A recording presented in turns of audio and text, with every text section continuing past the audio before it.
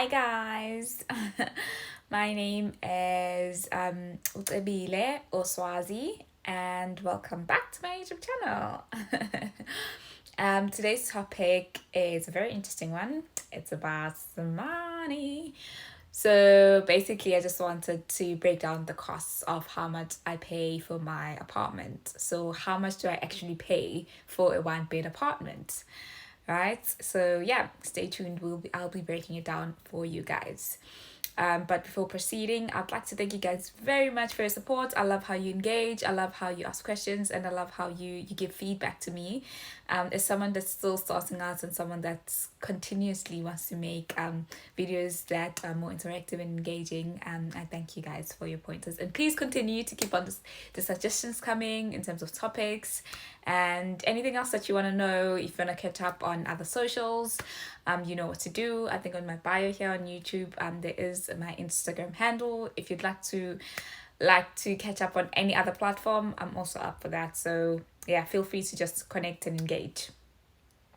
But yeah, apart from that, getting onto today's video, I know a lot of people are also interested in knowing just how much the living expenses are, how much rent is. So today I am giving you the tea on that. So I would say rent varies on where you are living in the UK or England. Um, Tends to be more expensive towards central London. You hardly get a one bed of apartment that might be less than 1,000. I mean, you might get a bachelor pad that's like 900, but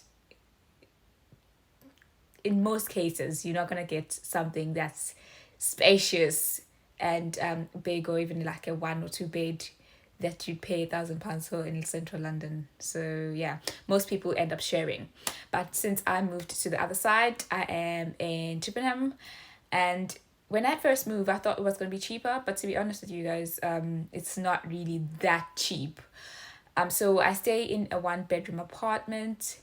It's fairly new. It was a very good maintained, or well maintained, if I may put it like that. And I am currently paying, guess what? I am currently paying £735 for the apartment.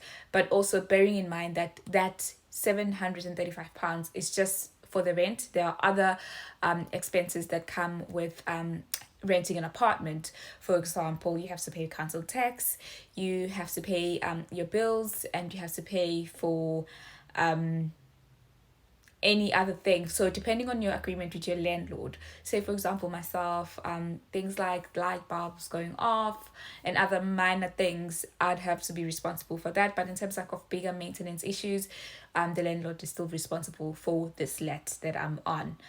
So just hold on to the 735 as my rent. And as I said, I pay council tax, and the council tax for the local area that I'm staying at, for this apartment that I'm staying on, that's classified under Band A. So banding system is just a system to classify how much you pay as a household, depending on the number of people that are able to live in that household, and also the how big your flat is. So for example, for a one bed flat that is occupied by a single person, I am paying £114.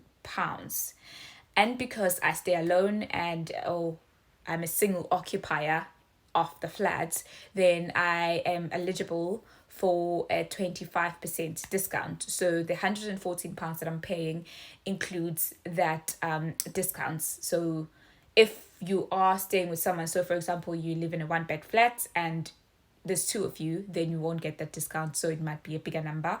Or if you're staying in a different council, the rates might also be different. So these are based on like your council. And then the other expenses would be your gas and electricity, and then water, which I'm responsible for paying here. So for my water, I pay, they bill me on a 6 monthly basis. So I just contribute like £20 towards that monthly.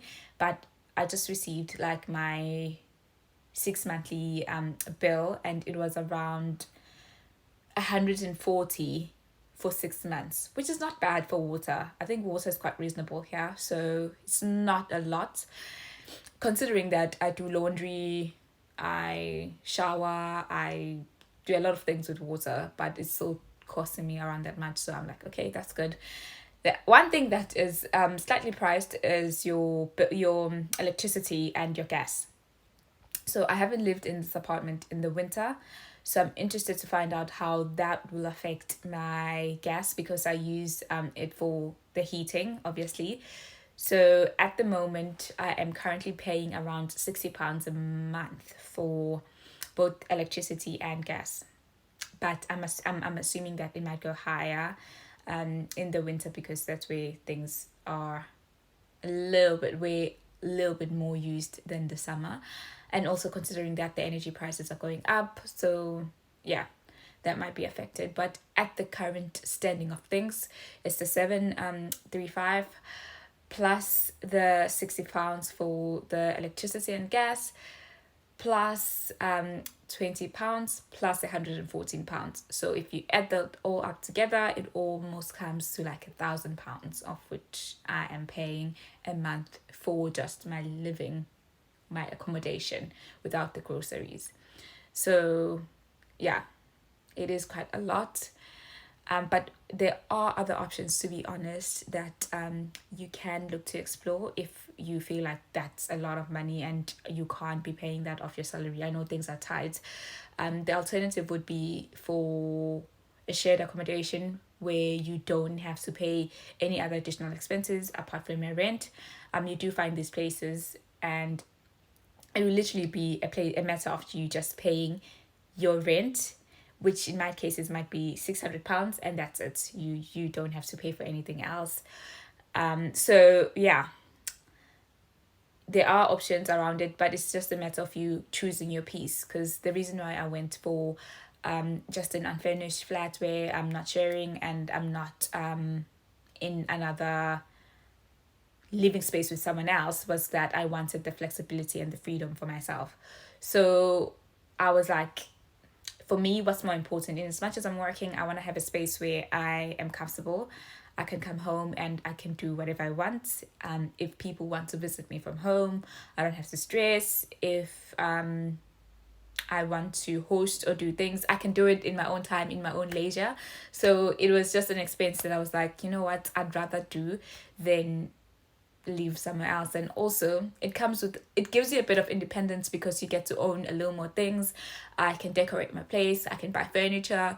So yeah, it's just one to their own as to what you want as a priority. Obviously, if you're a person that's more geared or looking towards more saving, then you might go for something that's cheaper and save like £300 or £400 a month. But I had a plan, and I think my plan is still working because I'm substituting that with another source of income. So yeah, if you are thinking of moving, consider that it's not just rent. There's other things that are involved in the accommodation. I hope this gave you a little bit of context or insights into what the rent looks like in this part of the UK. If you have any other questions, please let me know. If you would like me to cover a certain topic, please let me know as well. And if you did like this video, please give it a thumbs up. Thank you so much for watching, and bye bye. See you on the next one.